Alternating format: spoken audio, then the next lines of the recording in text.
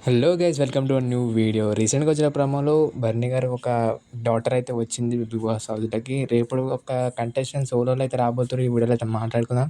So వీడియోని అయితే end వరకు అయితే చూసేయండి. వీడియో అయితే చాలా బాగుంటుంది. ఇంకా రేపటి ఎపిసోడ్ కళ్యాణ్కి బర్నీకి చాలా మంచి ఎపిసోడ్. ఎందుకంటే సీజన్ 7లో బరింది శివాజీ గారికి వాళ్ళ సన్ వచ్చి ఎలా ఉంటుందో సేమ్ బర్నీ గారు కూడా అలానే ఉంటుంది.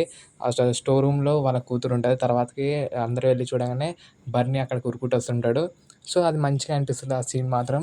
సేమ్ శివాజీ గారిని చూసినట్టే ఉంది. శివాజీ గారి సీన్ రిపీట్ అయినట్టే ఉంది. సో మంచి బాండింగ్. దాని తర్వాత కళ్యాణ్ వాళ్ళ మమ్మీ అయితే వస్తుందంట. 10 మినిట్సే ఉంటారు. కళ్యాణ్ చాలా ఎమోషనల్ అవుతాడంట. జెన్యూన్ ఎమోషన్ మనకందరికి తెలిసిందే. సో కళ్యాణ్ ఒక ఎమోషన్ చూసి చాలామంది కనెక్ట్ అయ్యే అవకాశం ఉంటుంది రేపటి ఎపిసోడ్లో. సో ఓటు కూడా చాలా ఇంక్రీజ్ అయ్యే అవకాశం కూడా ఉంది. ఎందుకంటే ఇమాన్యుయల్‌కి ఓటింగ్ చాలా గట్టిగా పడుతుంది. ఏమైందో తెలీదు కానీ సడన్గా మిస్డ్ కాల్స్ ఎక్కువయ్యాయంట. సో ఇక్కడ ఎపిసోడ్ అయితే కళ్యాణ్‌కి బాగుంటుంది కాబట్టి మళ్ళీ ఓట్లు ఈక్వల్ అయ్యే ఛాన్సెస్ కూడా ఉంటాయి. సో ఇట్లా పరంగా చూసుకుంటే నెక్స్ట్ రేపటి ఎపిసోడ్ చాలా మంచి ఎపిసోడ్ కళ్యాణ్‌కి అని చెప్పాలి. తనుజ ఫ్యాన్స్ అసలు ఓట్లేయడం మానేసిర్రు అనుకుంటాను. తనుజ ఫ్యాన్స్ ఎవ్వరికి వేయట్లేదు అనుకుంటా నాకు తెలిసి. ఎందుకంటే వాళ్ళకి ఇష్టం లేదు ఇమాన్యుయల్ కానీ, కళ్యాణ్ కానీ పైన ఉండడం. ఎవ్వరికి ఓట్లు వేయట్లేదు వాళ్ళు.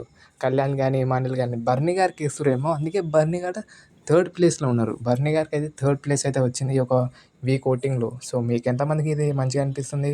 లేకపోతే మీ ఒపీనియన్ కూడా ఒకసారి కామెంట్ చేయండి. అండ్ ఇంకా డీమన్ పవన్ కూడా చూడాలి. డీమన్ పవన్ ఓటింగ్ కూడా ఎలా ఉంటుందో.